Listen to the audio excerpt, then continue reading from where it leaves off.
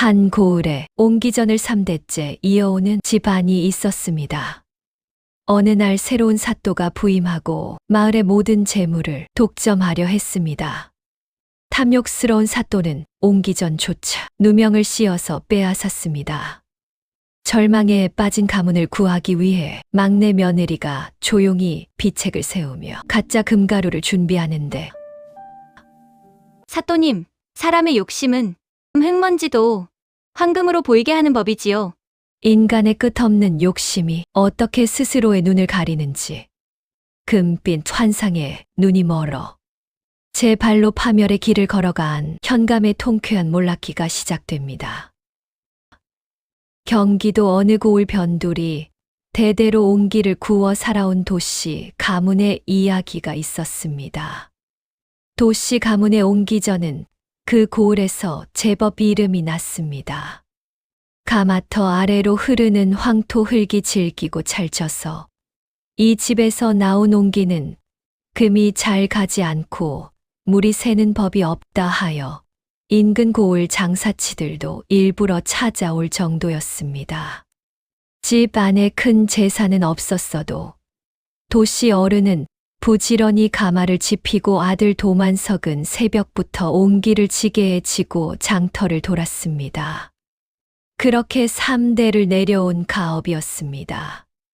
그런데 그해 봄 고을에 새 현감이 부임하면서 가문의 평온한 날들이 돌이킬 수 없이 무너지기 시작하였습니다.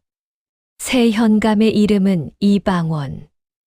한양 권문세가의 반계 혈족이라 자처하였으나 실상은 돈으로 벼슬을 산 자였습니다. 부임하던 날부터 행차가 요란하였고 가마에서 내리는 순간부터 눈빛이 예사롭지 않았습니다.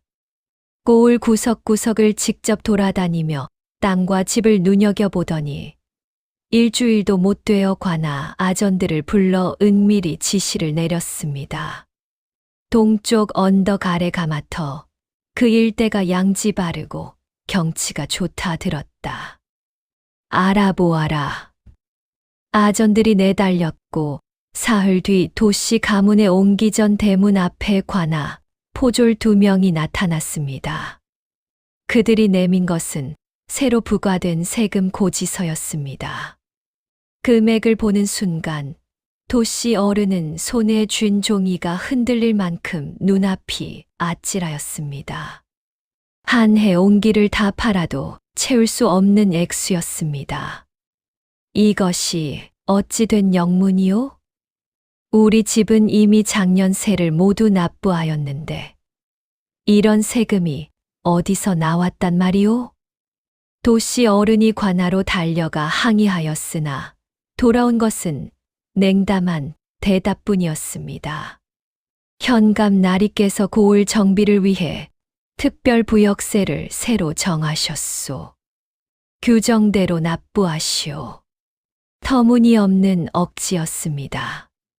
마을 사람들을 붙잡고 물어보니 도씨 가문에만 유독 이런 고지서가 날아들었다는 것을 알게 되었습니다.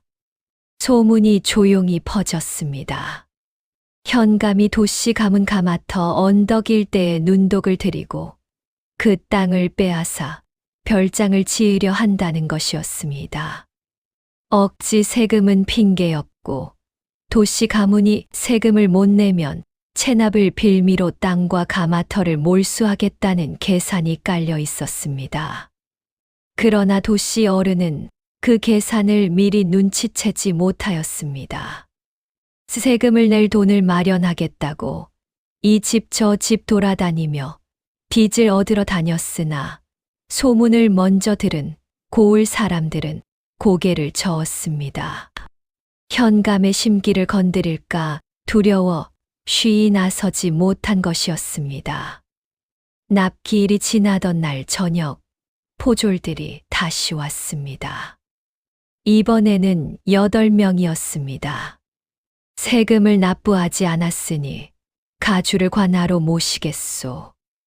도씨 어른이 끌려가는 것을 앞마당에서 보고 있던 이가 있었습니다. 시집 온 지 채 1년이 되지 않은 며느리 설화였습니다. 설화는 본래 인근 고을 서당 훈장의 딸로 글을 읽고 쓸 줄 알았으며 머리 회전이 남다르게 빨랐습니다. 남편 도만석이 혼사를 치르면서 이 사람은 보통 여인이 아닙니다. 하고 말했을 때 집안 어른들은 반신반의하였지만 지금 이 순간 설화의 눈빛은 그 말이 허투루가 아님을 증명하고 있었습니다. 시아버지가 끌려가는 뒷모습을 바라보던 설화의 눈에 눈물은 없었습니다. 남편 도만석은 아내의 눈빛에서 무언가를 보았습니다.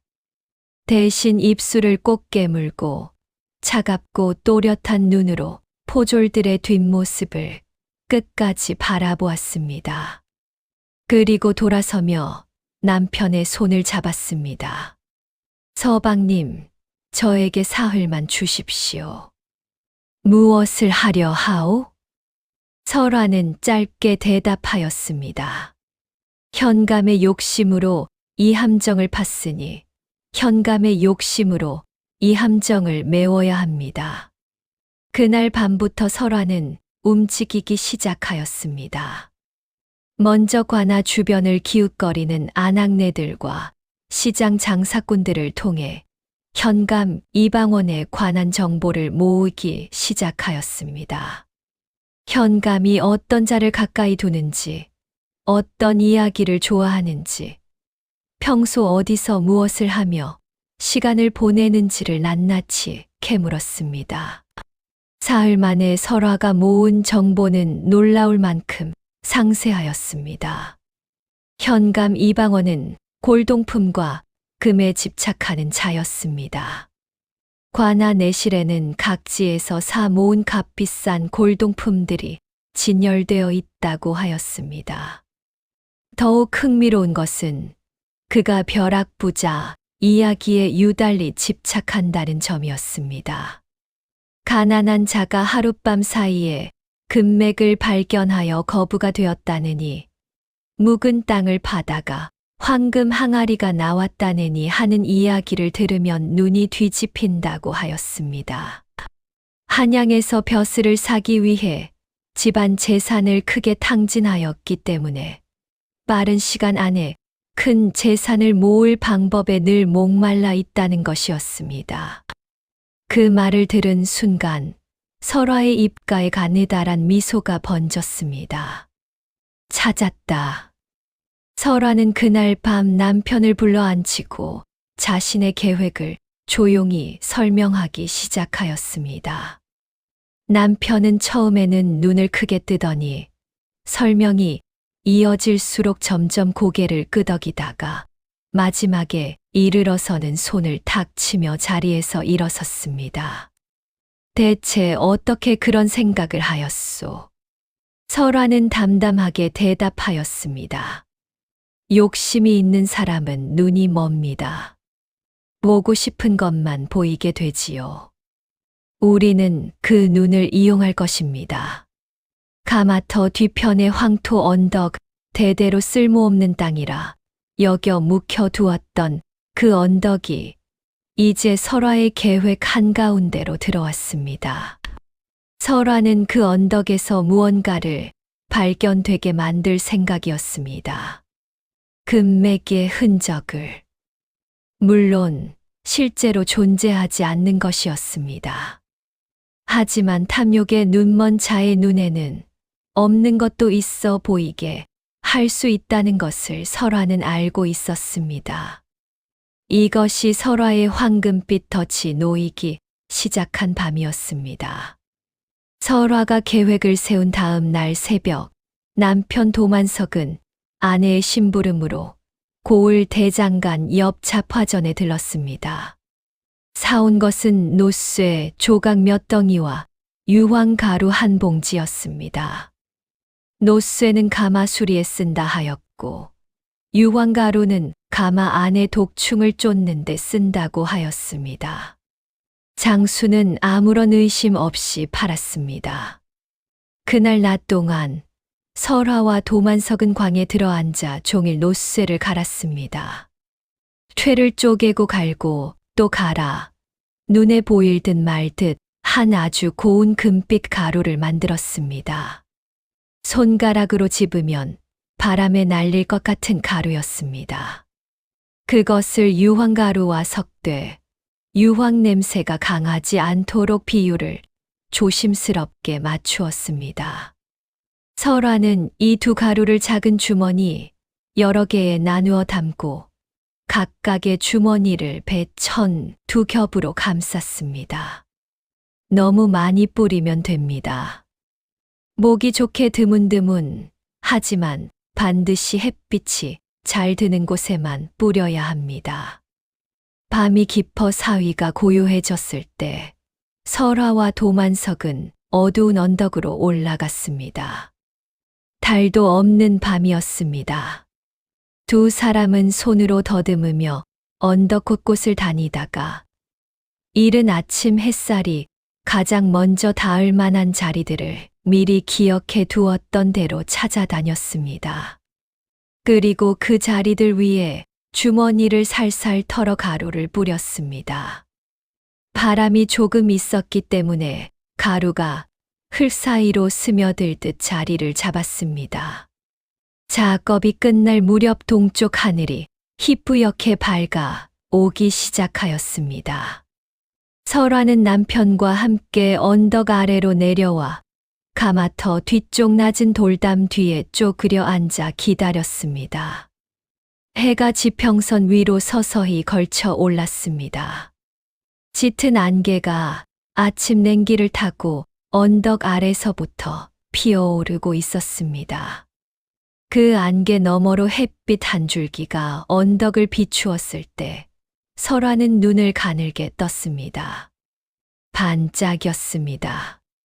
안개와 햇빛이 뒤섞인 그 묘한 빛 속에서 언덕의 흘 사이 곳곳이 미세하게 빛을 발하고 있었습니다. 금빛이라고 하기에는 약하고 흙빛이라고 하기에는 분명히 무언가가 반짝이는 것이었습니다.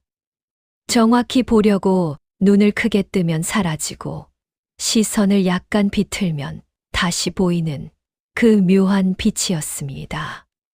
탐욕으로 눈이 달아오른 사람에게는 그것이 황금빛 줄기로 보일 것이었습니다.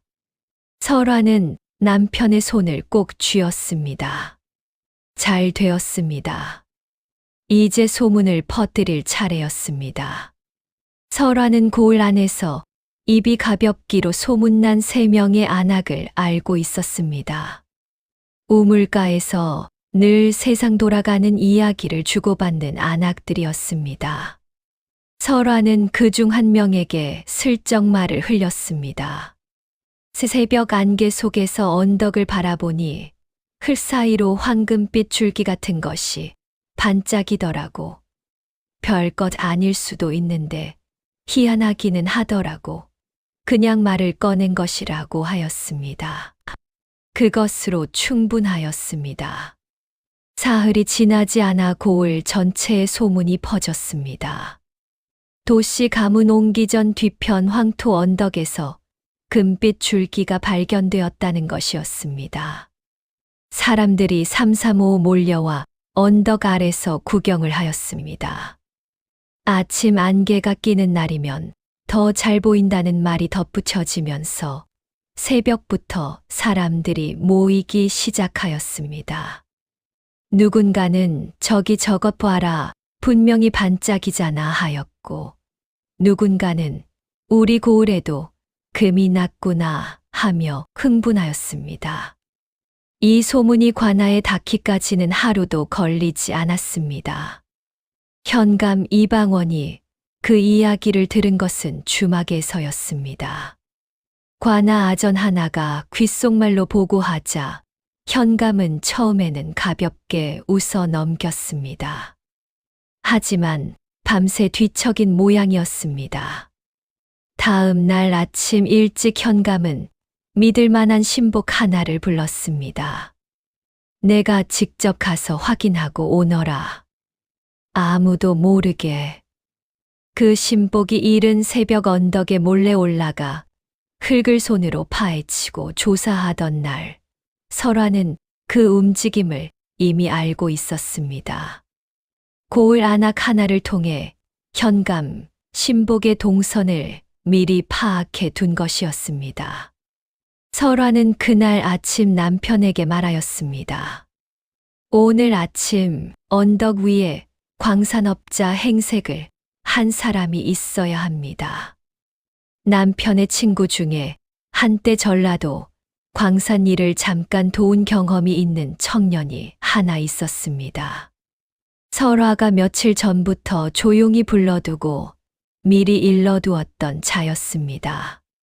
그 청년은 낡은 가죽 조끼를 입고 허리에 쇠자루 망치를 꽂고 언덕 위를 돌아다니며 흙을 두드리고 냄새를 맡는 신용을 하고 있었습니다.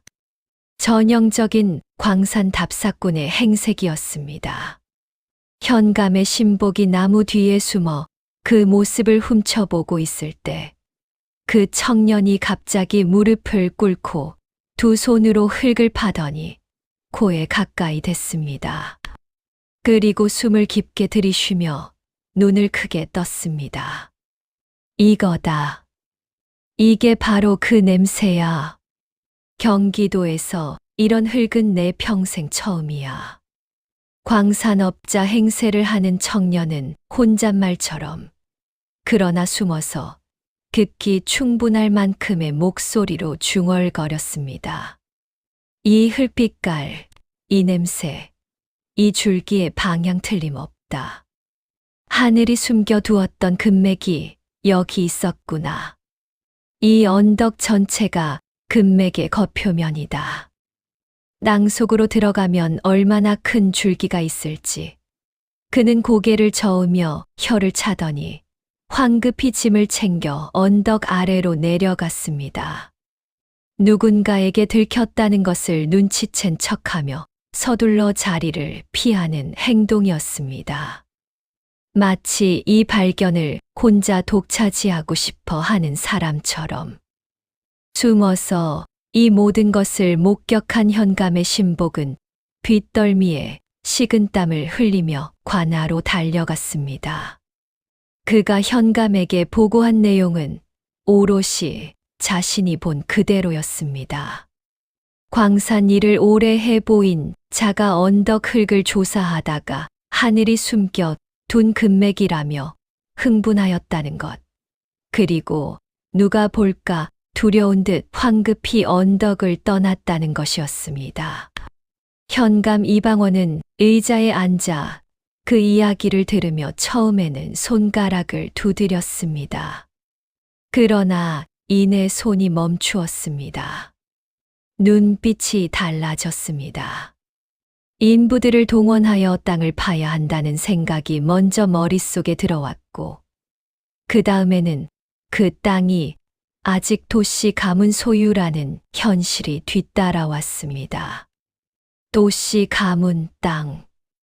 그 땅을 빼앗을 계획이었는데, 현감은 손바닥으로 책상을 탁 쳤습니다.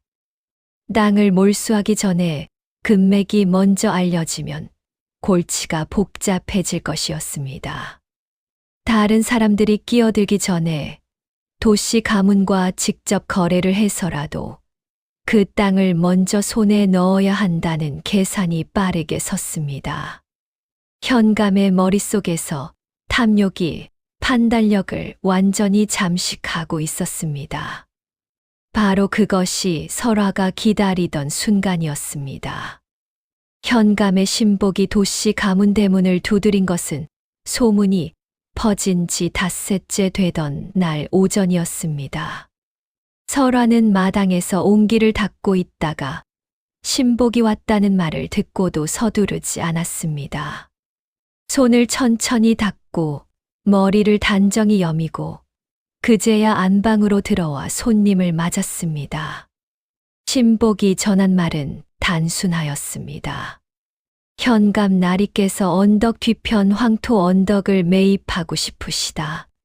가격은 넉넉히 쳐주겠다. 한 번 관하러 오셔서 이야기를 나눠보지 않겠느냐는 것이었습니다.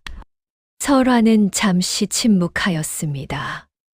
신복이 초조하게 바라보는 동안 설화는 먼 곳을 보는 듯한 표정으로 한참을 있다가 고개를 저었습니다.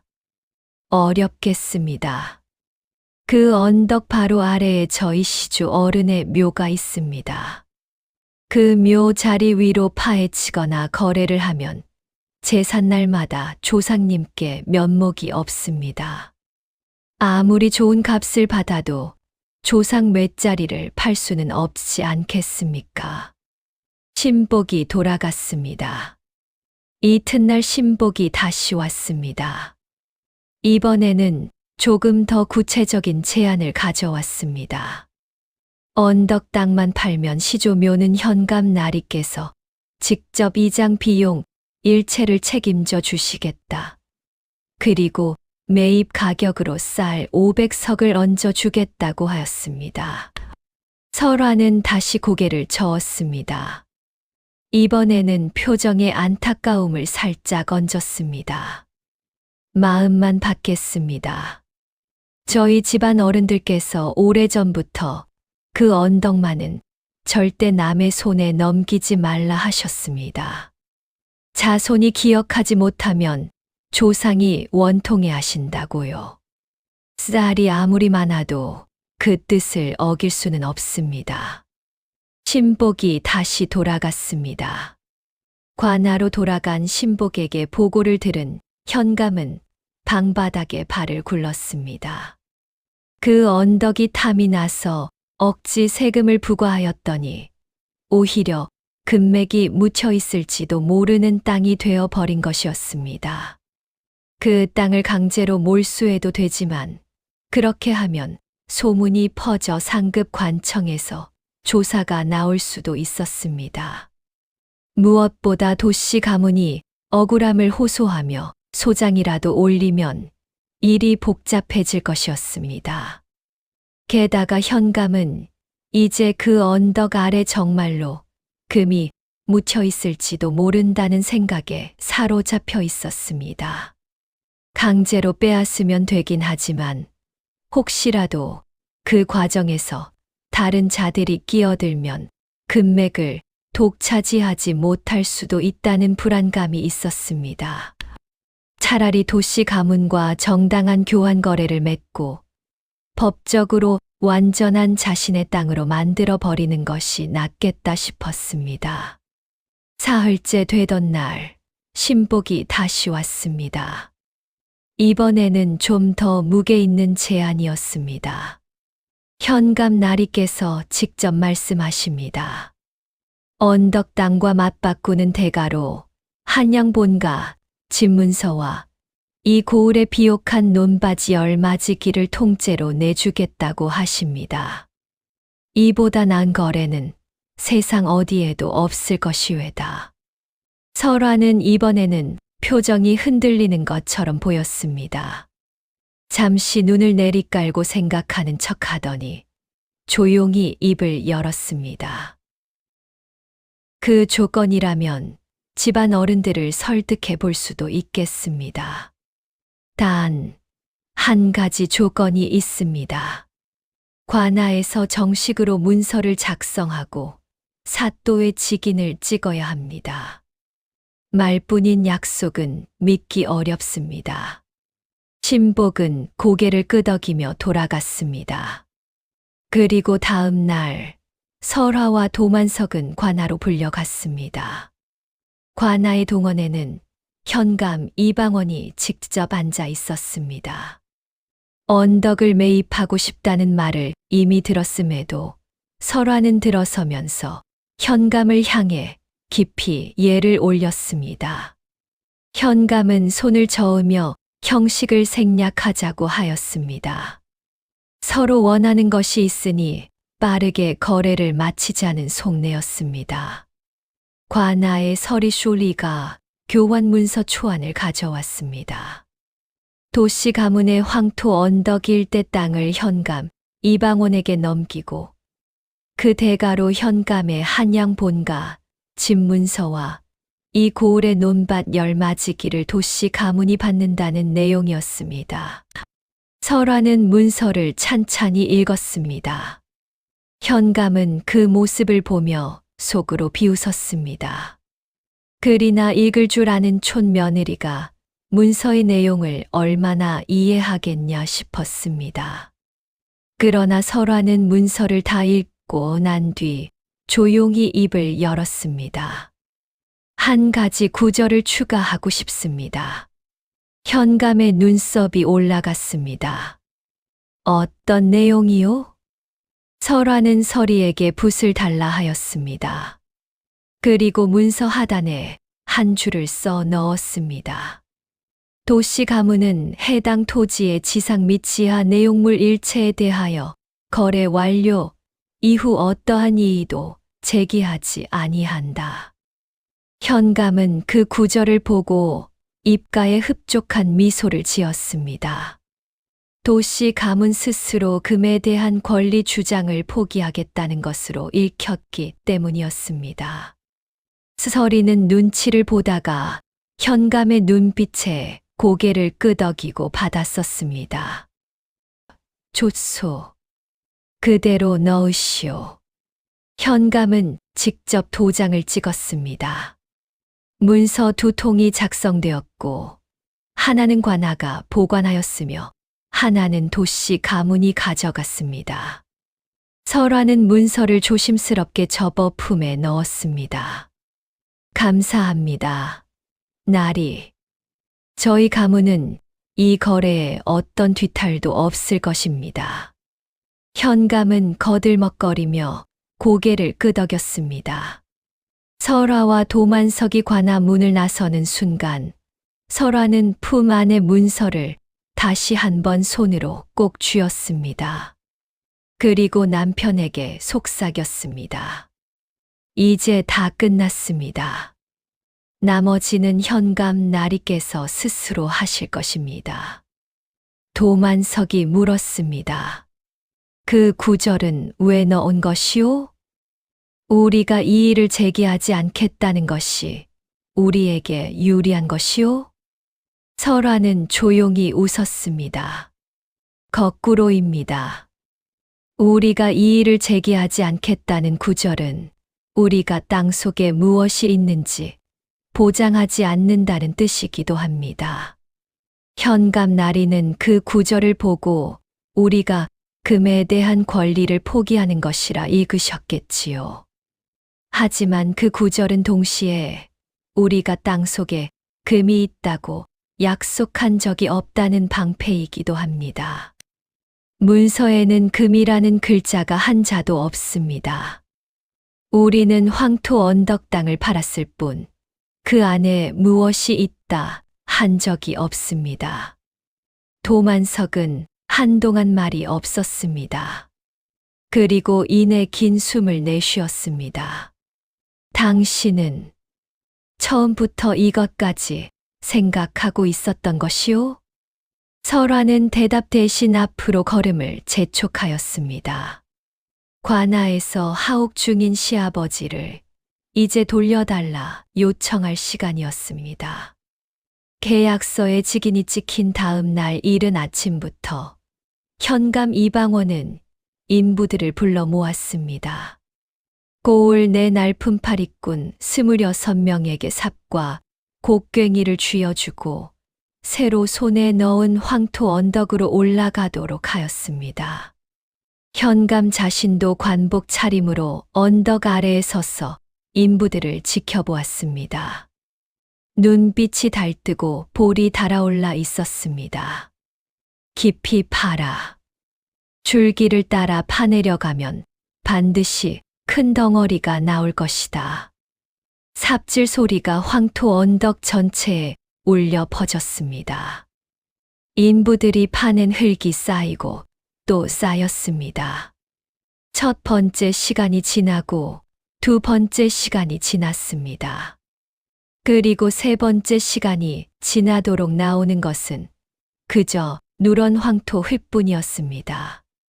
간혹 흙 사이에서 반짝이는 것이 있으면 인부들이 소리를 지르며 달려들었지만 파내고 보면 운모나 물에 씻긴 조약돌이었습니다. 한낮이 지나 오후가 되었습니다.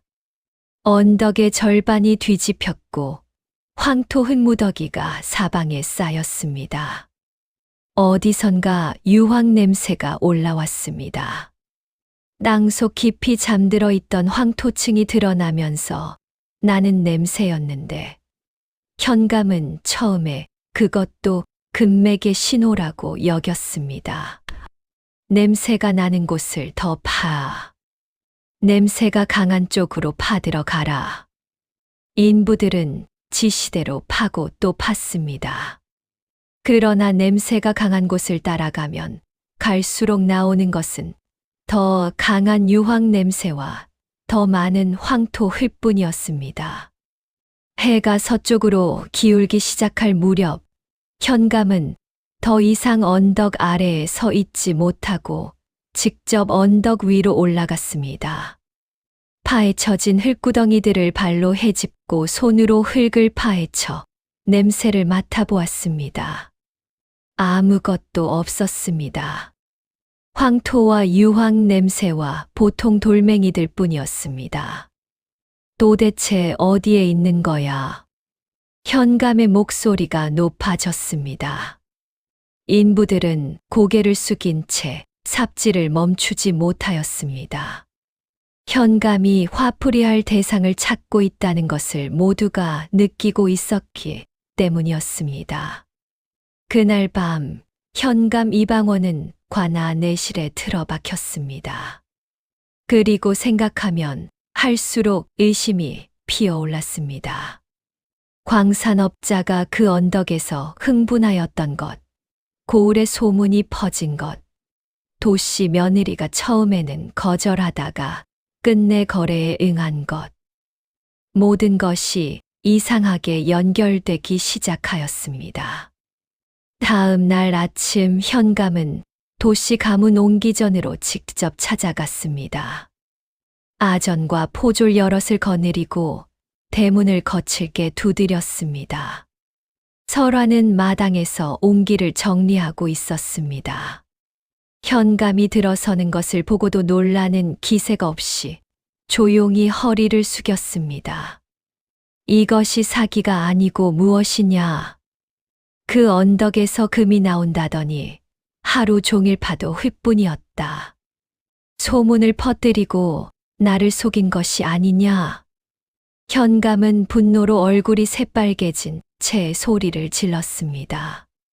마당의 포졸들과 아전들도 눈치를 보며 서 있었습니다. 설화는 그 고함을 정면으로 받아서며 표정 하나 변하지 않았습니다. 나리, 잠시 제 말씀을 들어주십시오.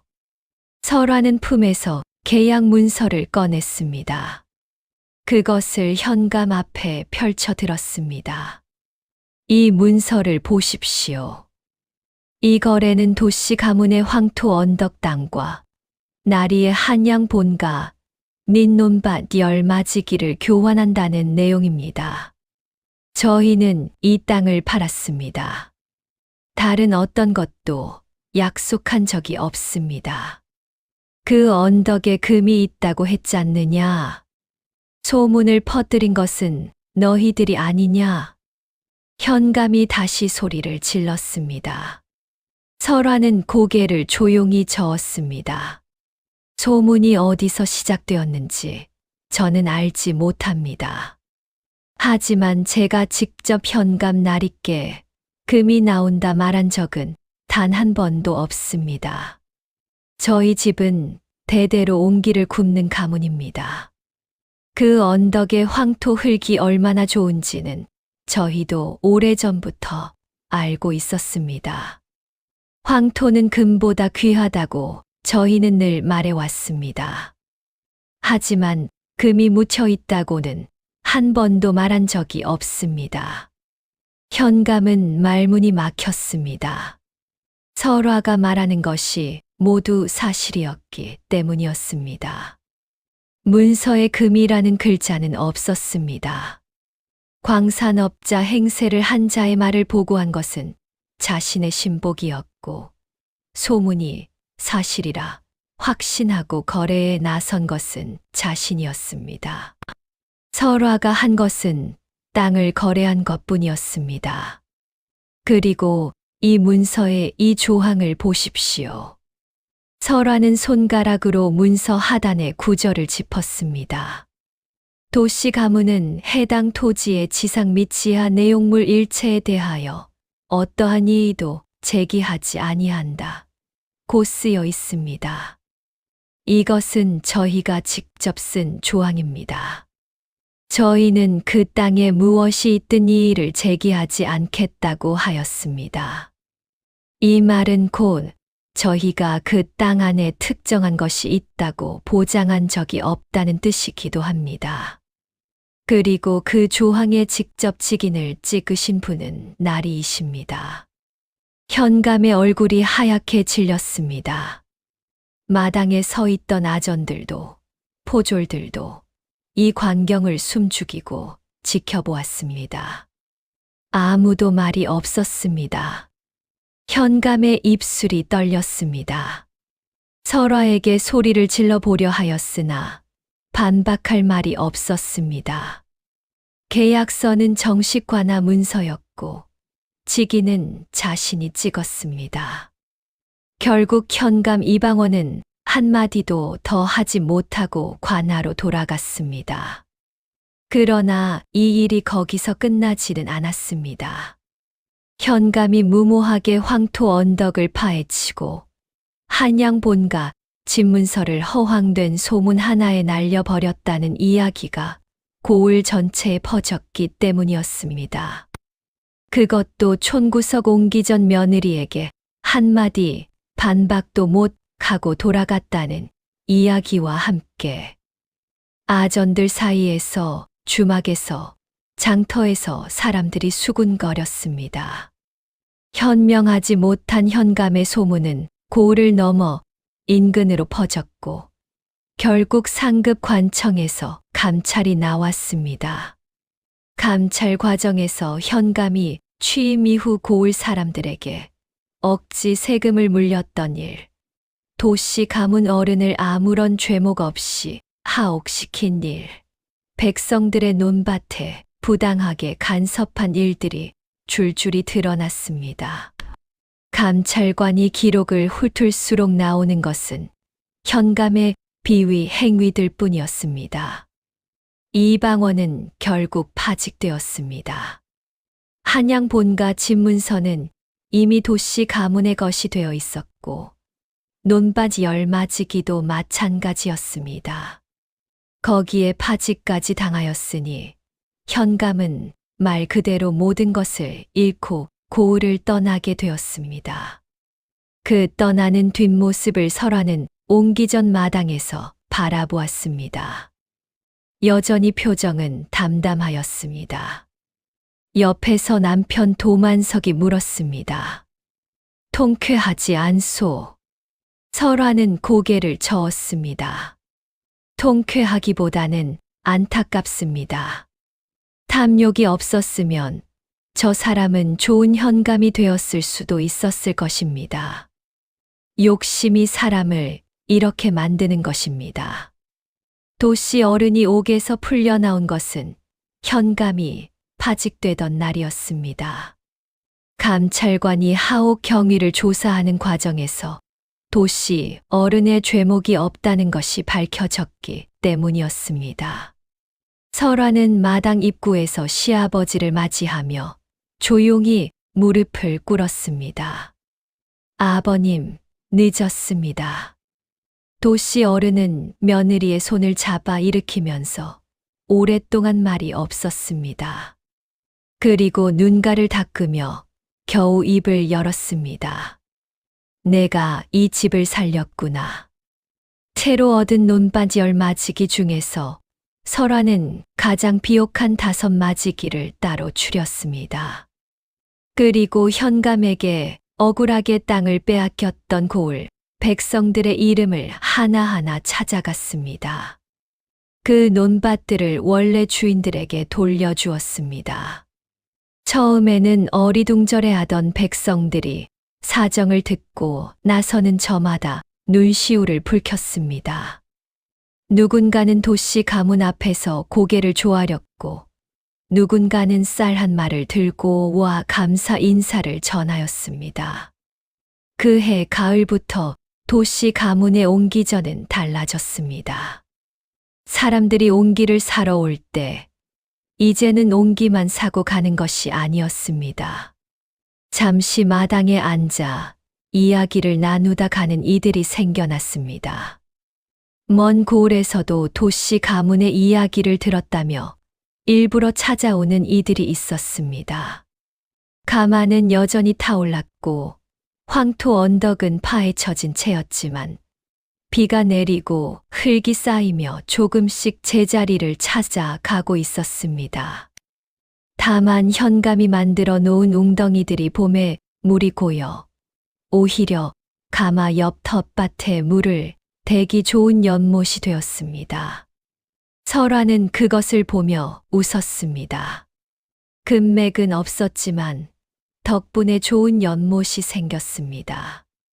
대대로 옹기를 굽는 집안, 황토 흙과 함께 살아온 집안이 그 고을에서 가장 존경받는 가문이 되는 데는 오랜 세월이 필요하지 않았습니다. 설화의 이름은 그 고을 사람들 사이에서 오래도록 이야기되었습니다. 학식이나 권세가 아니라 탐욕에 맞서 지혜로 집안과 이웃을 지킨 며느리의 이야기로. 그리고 훗날 아이들에게 이 이야기를 전하는 사람들은 이렇게 덧붙였습니다. 황토 언덕에 금은 없었다. 하지만 그 집 며느리의 머릿속에는 황금보다 값진 것이 있었더라.